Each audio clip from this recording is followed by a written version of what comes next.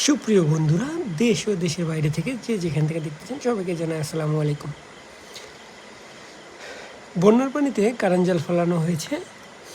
আমার মামা হচ্ছে কারেন্ট জাল ফেলাইছে। এটা আমার গ্রামের সম্পর্কে এক মামা, তিনি হচ্ছে কারেন্ট জাল ফেলাইছে। এখন কারেন্ট জালটা চেক করতেছে মাছ ধরেছে কিনা। দেখেন সুন্দর মাছ ধরেছে। এই যে কারেন্ট জাল থেকে মাছ নিয়ে পাতিলে রাখলো। এই যে এখানে একটা দেখেন শিঙ্গি মাছ ধরেছে। এই বন্যায় সাধারণত টানা কয়েকদিন বৃষ্টিতে যে বন্যা হয়েছে, এই বন্যায় সাধারণত যে মাছগুলো বেশি দেখা যাচ্ছে তা হচ্ছে শিং মাছ। শিং মাছটার সংখ্যা প্রচুর পরিমাণ হয়েছে। এখন দুজন মিলে মাছ ঝাড়তেছে। দেখেন কি সুন্দর একটা পরিবেশ। এমন গ্রামীণ পরিবেশ কোথায় পাবেন? গ্রামেই একমাত্র এই পরিবেশ দেখা যায়। যারা শহরে থাকেন তারা অবশ্যই গ্রামের সৌন্দর্যটা সম্পর্কে বুঝতে পারবেন কাছে আসলে।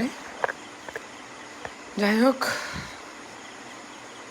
দেখেন কীভাবে মাছ হচ্ছে কারেন্ট জাল ঝাড়ে।